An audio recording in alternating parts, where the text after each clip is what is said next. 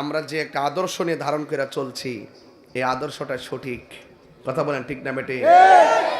আমাদের মধ্যে কোনো উস্কানি যা বলি হক কথা বলি, হক কথা তো আর উস্কানি না। হারাম করে হারাম করে বলতে চুরি করলেই তো সুর কয়, কথা কন ঠিক না বেটে? ডাকাতি করলে ডাকাতি কয়। তুমি ভালো হয়ে যাও মাসুদ, আমি তখন তোমাকে কিচ্ছু বলবো না। তোমার বক্তব্য যখন আমার ধর্মের সাথে সংঘর্ষ হবে, তোমার কাছ থেকে আমি জাতিকে সতর্ক করব। কথা বলেন ঠিক না বেঠে? আমার কথা বুঝতে পারছেন? এই জন্য আপনি ভালো হয়ে যান, নাটক কম করেন, দেখবেন ইনশাল্লাহ আপনাদের মর্যাদাও বেড়ে যাবে। আমরা তো কথা বলি, এই যে একটু আগেও তো এই যে দেখেন হবিগঞ্জ 4, আমি এখানে ওঠার আগে আমাকে ফোন দিচ্ছে আমাদের মহাসচিব, পুরা মিটিং করে বলতেছে হবিগঞ্জ 4 সোনারঘাট মাধবপুর আসন থেকে আমাকে বৃহত্তর সুন্নি জোটের পক্ষ থেকে মোমবাতি প্রতীকে তারা নির্বাচন করার জন্য সিলেক্ট করছেন। এই মাত্র শুনলাম। তো আমরা তো যাচ্ছি ওখানে, যখন কথা বলবো, এখানে কথা বলতেছি না আলেমদের ব্যাপারে, ধর্ম নিয়ে গবেষণা করি। আপনি ধর্মের অপব্যাখ্যা করলে আমি ভুল ধরি, আবার যখন আমি ওইখানে ঢুকে যাব তখন দেখবেন এইগুলো নিয়ে আমি কথা বলবো না। তখন আমি যদি ওই দায়িত্ব পাই, তাহলে আপনি যেই মতাদর্শী হন না কেন, আপনার সাথে আমি বিভাজন করতে পারবো না। আপনার নিরাপত্তা দেওয়া, হিন্দুদের নিরাপত্তা দেওয়া, খ্রিস্টান নিরাপত্তা দেওয়া, আপনি যে আকীদা ধারণ করেন, মানুষ হিসাবে, নাগরিক হিসাবে আপনার নিরাপত্তা দেওয়া, এটা আমার দায়িত্ববোধের জায়গা থেকে আমি তখন সেই ভাষায় কথা বলবো। কথা বলেন ঠিক না বেটি? যেহেতু এই জায়গায় ধর্ম নিয়ে কথা বলি, ধর্মের ব্যাপারে আমি অনেক কথাই বলি। যখন রাজনীতিতে যাব তখন আমি রাজনীতির ভাষায় কথা বলবো। কথা বলেন ঠিক না বেটি? যাই হোক, মতাদর্শের ভিন্নতা হলেই কি মেরে ফেলতে হবে? তো হাদিকে গুলি করলেন কেন? আমার ইমাম, মসজিদের ইমাম রইসুদ্দিনকে এইভাবে মারলেন কেন? স্বরাষ্ট্র উপদেষ্টা যে কারে বানাইছে আমি জানি না, উনি এটা ঘোষণা করছে, হাদিরে যে গুলি করছে তারে ধরে দিতে পারলে 50 লাখ টাকা পুরস্কার দিব। হ্যাঁ, টেহা তো তাই না, জনগণের টেহা দিতে অসুবিধা কি? ওই রইসুদ্দিনকে যারা প্রকাশ্যে হত্যা করেছিল, ওই হত্যাকারীদেরকে যদি তাকে শাস্তি দেওয়া হতো, দৃষ্টান্ত শাস্তি দেওয়া হলে হাদির গায়ে প্রকাশ্য গুলি করার সাহস পেত না। কথা বলেন না কেন? একবার প্রকাশ্য গুলি করে মারবো আর আসামিরা ঘুরে ঘুরে বেড়াইবো, এই ব্যাপারে থাকবেন চুপ। আরেকজনের গুলি দেওয়ার পরে 50 লাখ টাকা আপনারা ঘোষণা করবেন। আপনারা লাশ নিয়ে বাণিজ্য করেন, আপনারা এই মানুষের জীবন নিয়েও খেলামেলা করেন। কথা বলেন ঠিক না বেঠিক? আমরা কাছে হাদির জীবনের যে গুরুত্ব, রইসুদ্দিনের সেই গুরুত্ব, আল্লামা শহীদ ফারুকীর সেই গুরুত্ব। কথা বলেন ঠিক না বেঠিক? পেঁয়াজ দিয়ে আর আলু দিয়ে আমরা বোঝান যাইব? আমরা দেশের লোক, আমরা দেশের লোক। দেশকে সুন্দর রাখতে গেলে আমাদের দরকার আছে। আমরা দালালি কম করি, যেটা বাস্তব সেটা বলি। কথা বলেন ঠিক না বেটি? তার জুলুম করা যাবে, আরো যারা জুলুম করা যাবে, জুলুম করা যাবে না। যাই হোক, আজকে যারা এখানে এসেছেন, আমি বেশি লম্বা চড়া করব না, তবে যতটুকু কথা বলবো আদবের সাথে শুনবেন ইনশাআল্লাহ। বলেন না কেন? সুন্নাতুল জামাত যারা ধারণ করেন তাদের মাঝে কোনো উশৃঙ্খল নাই, বিয়াদব নাই। ওরা চাপা বাজো না, ওরা বিয়াদব না, ওরা দাঙ্গা বাজো না, এরা সম্প্রীতি বান্ধব মানুষ। কারণ আহলুস সুন্নাত ওয়াল জামাতের যারা আছেন সবাই আল্লাহর ওলিদেরকে মহব্বত করেন। কথা বলেন ঠিক না বেঠিক? সবাই ওলিদেরকে মহব্বত করেন। এই জন্যে আপনাদের খেদমতে আমার আরজ থাকবে, আপনাদের খেদমতে আমার আরজ থাকবে, আপনারা সকলেই আহলুস সুন্নাত ওয়াল জামাতের যে অনুভূতি আছে সেই অনুভূতিটাকেই দেশ এবং ধর্ম, পারিবারিক, সামাজিক জায়গায় জায়গায় আপনারা প্রয়োগ করুন। দেখবেন ইনশাল্লাহ সবার দিলে শান্তি আসবে, সমাজে শান্তি আসবে। এবং আমাদের মতাদর্শের বাইরেও যারা আছেন তাদেরকেও আমি বলবো আপনারাও মিলেমিশে থাকুন, মানে খুব কঠিন হবেন না। আমরা যারা আহলুস সুন্নাত ওয়াল জামাত আছি আমরা বরাবর শান্তিপ্রিয়। ঠিক না বেটি?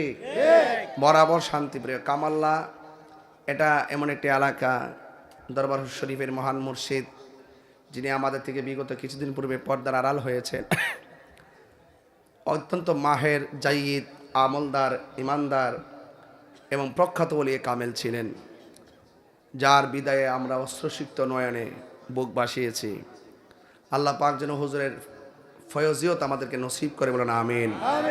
আরো বড় করে বলি আমিন। সবাই মহব্বতের সাথে আওয়াজ করে বলেন আল্লাহু আকবার। বলেন ইয়া রাসূলুল্লাহ, বলেন ইয়া ওয়ালি আল্লাহ। আমরা নামাজ চাই কি চাই না? মা বাবার খেদমত দরকার আছে না নাই? ভয় করব একজনকে, তিনি কে? আল্লাহ ছাড়া কাউকে ভয় করা যাবে? আজকে আপনাদের সামনে আমি নবী পাকের মুজিজা নিয়ে কথা বলতে চাই। মহব্বতে বলুন আলহামদুলিল্লাহ।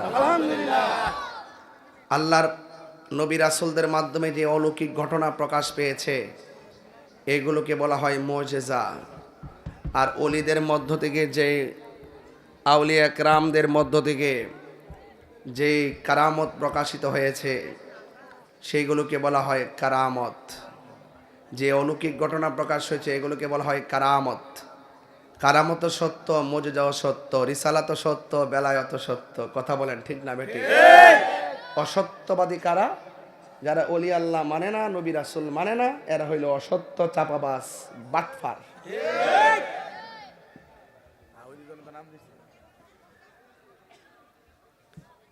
কইছে না জায়গা হইতো না, ভিতরে তো ঠেলাঠেলি শুরু হয়েছে। কই জায়গা আছে? ইতা জায়গা হেমাদা আইতিব তো, হেমাদা দরজা বন্ধ করলে বেড়াদা ঢুকতে পারবো। বালির তো হিকসুন আছে। আচ্ছা, আমার স্টেজের ডান দিক দিয়ে একটা রাস্তা আছে, আপনারা সবাই এদিক দায় ফিরেন। আল্লাহ আপনাকে আবার সুযোগ দেয়। আপনারা মনে বইলে ভালো লইলে আর কি, দেখ লইলে আর কি, যাক অসুবিধা নাই। মুরাদনগরের মাটি সুন্নিয়তের ঘাটি। কথা এটা ভালোই লাগে আমার কাছে, কারণ এখন বর্তমানে সুন্নিরা কিন্তু প্রমাণ করতে সক্ষম হয়েছে যে আমরা যে একটা আদর্শ নিয়ে ধারণ করে চলছি এই আদর্শটা সঠিক। কথা বলেন ঠিক না বেটে? আমাদের মধ্যে কোনো উস্কানি যা বলি হক কথা বলি, হক কথা তার উস্কানি না। হারাম করে হারাম করে বলতে, চুরি করলেই তো সুর কয়। কথা কন ঠিক না বেটে? ডাকাতি করলে ডাকাতি কয়। তুমি ভালো হয়ে যাও মাসুদ,